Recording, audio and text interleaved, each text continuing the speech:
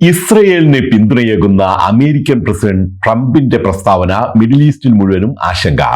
ഇറാനോട് നിരുപാധിക കീഴടങ്ങൽ ആവശ്യപ്പെടുകയും അവരുടെ പരമോന്നത നേതാവിനെ എളുപ്പത്തിൽ വധിക്കാൻ കഴിയുമെന്ന് ട്രംപ് മുന്നറിയിപ്പ് നൽകുകയും ചെയ്തതോടെയാണ് മിഡിൽ ഈസ്റ്റിൽ ആശങ്ക പടർന്നത്. അമേരിക്കയുടെ ഭീഷണിക്ക് വഴങ്ങില്ലെന്നും യുദ്ധം ആരംഭിച്ചുവെന്നുമാണ് ഇതിന് ഇറാന്റെ പരമോന്നത നേതാവായ ആയത്തുള്ള ഖൊമൈനി മറുപടി നൽകിയത്. ഇസ്രായേൽ ചെയ്തിരിക്കുന്നത് വലിയ തെറ്റാണെന്നും അതിനവർ ശിക്ഷിക്കപ്പെടുക തന്നെ ചെയ്യുമെന്നും അദ്ദേഹം മുന്നറിയിപ്പ് നൽകി. ഇസ്രയേലും ഇറാനും തുടർച്ചയായ 6ാം ദിവസവും കനത്ത വെടിവെപ്പ് തുടരുന്നതിനിടെയാണ് ട്രംപിന്റെ ആശങ്കയുണർത്തുന്ന പ്രസ്താവന. ഇതോടെ അമേരിക്ക ഉടൻ തന്നെ യുദ്ധത്തിൽ പങ്കുചേരുമെന്ന അഭ്യൂഹങ്ങൾക്ക് ആക്കം കൂടിയിട്ടുണ്ട്. ഇറാന്റെ ആഴത്തിൽ കുഴിച്ചിട്ടിരിക്കുന്ന ആണവ കേന്ദ്രങ്ങൾ നശിപ്പിക്കാൻ കഴിവുള്ള ഒരേ ഒരു ആയുധം ബങ്കർ തകർക്കുന്ന അമേരിക്കൻ ബോംബാണ്. അമേരിക്ക ഇതുകൂടി പ്രയോഗിക്കാൻ മുതിർന്നാൽ മേഖലയിൽ മുഴുവൻ അത് അണുവികിരണത്തിന് കാരണമാകും എന്ന ആശങ്കയിലാണ് പലരും. പൊട്ടിത്തെറിക്കുന്നതിന് മുമ്പ് 200 അടി വരെ ഭൂമിക്കടിയിൽ തുളച്ചു കയറാൻ കഴിവുള്ള GBU-57 എന്ന ബോംബ് കൂടി പ്രയോഗിക്കാൻ അമേരിക്ക തുനിയുമെന്നു കൂടിയുള്ള സൂചനയാണ് ഇന്നത്തെ പ്രസ്താവനയിലൂടെ വ്യക്തമാകുന്നത്. ഇതിനിടെ രാജ്യത്തിന്റെ പ്രതിച്ഛായയ്ക്ക് മങ്ങൽ വരുത്തിയെന്നാരോപിച്ച് ഇസ്രയേലിന്റെ മൊസാദ് രഹസ്യാന്വേഷണ ഏജൻസിയുടെ 5 പേരെ കസ്റ്റഡിയിൽ എടുത്തതായി ഇറാൻ വാർത്താ ഏജൻസിയായ ഇർന റിപ്പോർട്ട് ചെയ്യുന്നു. ഇറാനിൽ നുഴഞ്ഞുകയറി രഹസ്യങ്ങൾ ചോർത്തിയവരാണ് പിടിക്കപ്പെട്ടത്. ഇറാന്റെ ആണവ കേന്ദ്രങ്ങളെ ലക്ഷ്യമിട്ടുള്ള അക്രമങ്ങൾക്ക് വലിയ വില നൽകേണ്ടി വരുമെന്ന് ഖത്തർ. ഇറാനിലെ ജനവാസ കേന്ദ്രങ്ങളെയും ആണവ കേന്ദ്രങ്ങളെയും ലക്ഷ്യമിട്ടുള്ള ഇസ്രയേലിന്റെ വ്യോമാക്രമണം തുടരുന്നതിനിടെയാണ് മേഖലയുടെ സമാധാനത്തിനായി ശ്രമം തുടരേണ്ടതുണ്ടെന്ന് ഖത്തർ വിദേശകാര്യ മന്ത്രാലയ വക്താവ് ഡോക്ടർ മാജിദ് അൽ അൻസാരി ദോഹയിൽ വാർത്താ സമ്മേളനത്തിൽ വ്യക്തമാക്കിയത്. ഐക്യരാഷ്ട്രസഭയും അതിന്റെ സുരക്ഷാ കൗൺസിലും പ്രശ്നത്തിൽ ഇടപെടണമെന്നും ഇസ്രയേലിന്റെയും ഇറാന്റെയും അതിർത്തികൾക്കപ്പുറത്തേക്ക് വ്യാപിക്കുന്ന അശ്രദ്ധയും തെറ്റായ കണക്കുകൂട്ടലുകളും മൂലമുണ്ടാകുന്ന അപകട സാധ്യതകൾ ഒഴിവാക്കണമെന്നും UAE വിദേശകാര്യമന്ത്രി Sheikh Abdullah bin Zayed Al Nahyan ആവശ്യപ്പെട്ടു. ഇതിനിടെ പ്രതിസന്ധി പരിഹരിക്കുന്നതിനും വെടിനിർത്തലിനും വഴിയൊരുക്കുന്നതിനുമായി GCC വിദേശകാര്യമന്ത്രിമാരുടെ അടിയന്തര യോഗം കുവൈത്തിൽ ചേർന്നിട്ടുണ്ട്.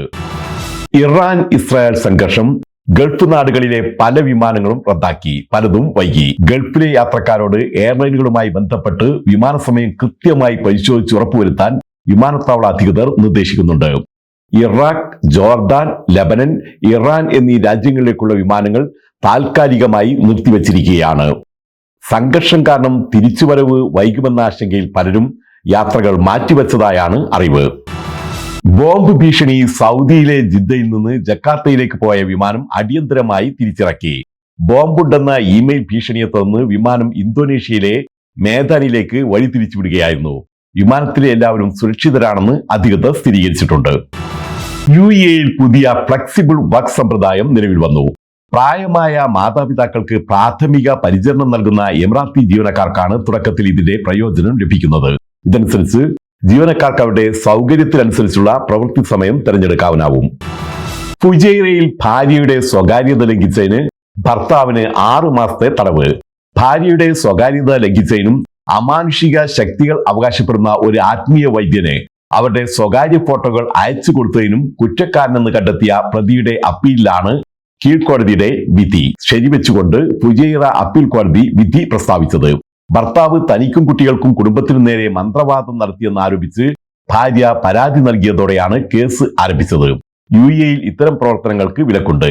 ഇതറിയാതെ ഇത്തരം പ്രവർത്തനങ്ങളിൽ ഏർപ്പെടുന്നവർക്കും പ്രോത്സാഹിപ്പിക്കുന്നവർക്കും കൂടിയുള്ള ഒരു താക്കീതാണ് ഇത്. സൗദി അറേബ്യയിലെ ഹായിലിൽ പട്ടാമ്പി സ്വദേശി അന്തരിച്ചു. കരിങ്ങനാട് കാട്ടിൽ ഇബ്രാഹിമാണ് മരിച്ചത്. 57 വയസ്സായിരുന്നു. കോഫി ഷോപ്പിലെ ജോലിക്കിടെ നെഞ്ചുവേദന അനുഭവപ്പെട്ടതിനെ തുടർന്ന് ആശുപത്രിയിൽ പ്രവേശിപ്പിച്ചെങ്കിലും ജീവൻ രക്ഷിക്കാനായില്ല. ഒമാനിലെ സലാലയിൽ തലശ്ശേരി മാഹി സ്വദേശി ഹൃദയാഘാതത്തെ തുടർന്ന് അന്തരിച്ചു. പള്ളൂർ ചൊക്ലിയിലെ പടയൻ വളപ്പിൽ മുഹമ്മദ് അഷ്റഫാണ് മരിച്ചത്. 56 വയസ്സായിരുന്നു. വിസിറ്റിംഗ് വിസയിൽ കുറച്ചുനാൾ മുമ്പാണ് ഒമാനിൽ എത്തിയത്. ഇനി എന്റർടൈൻമെന്റ് ന്യൂസ്.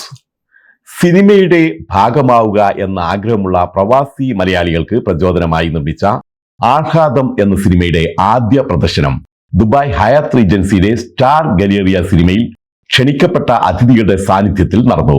പ്രവാസി മലയാളിയായ ജിജീഷ് ഗോപി നിർമ്മാണവും സംവിധാനവും കലേഷ് കരുണാകരൻ ഛായാഗ്രഹണവും നിർവഹിച്ച ആഘാതത്തിൽ ജിജീഷ് ഗോപിയെ കൂടാതെ പുതുമുഖങ്ങളായ അനുരാഗ് ആനന്ദത്തിൽ, Vipin Narayanan, Rakesh Menon, Helena Mathew, Maria Jacob, Aniket Jijeesh, Paulson Pavaratty എന്നിവരും പ്രധാന വേഷങ്ങളിൽ അഭിനയിച്ചിട്ടുണ്ട്. ത്രില്ലർ സിനിമകളെ ഇഷ്ടപ്പെടുന്ന മലയാളി പ്രേക്ഷകരെ ലക്ഷ്യം വെച്ചാണ് സിനിമ ഒരുക്കിയിരിക്കുന്നത്. ആഘാതം ഉടൻ OTT പ്ലാറ്റ്ഫോമിലൂടെ പ്രേക്ഷകർക്ക് മുന്നിലെത്തും. മലയാളം മിഷൻ ദുബായ് ചാപ്റ്ററിന് കീഴിൽ കണിക്കൊന്ന സൂര്യകാന്തി കോഴ്സുകളുടെ ഈ വർഷത്തെ പഠനോത്സവം പ്രവാസ ക്ഷേമനിധി ബോർഡ് ഡയറക്ടറും ലോക കേരള സഭാംഗവുമായ NK കുഞ്ഞഹമ്മദ് ഉദ്ഘാടനം ചെയ്തു.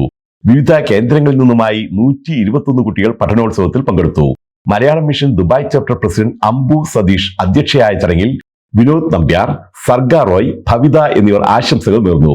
സെക്രട്ടറി ദിലീപ് CNN സ്വാഗതവും കൺവീനർ ഫിറോസിയ ദിലീപ് റഹ്മാൻ നന്ദിയും അറിയിച്ചു.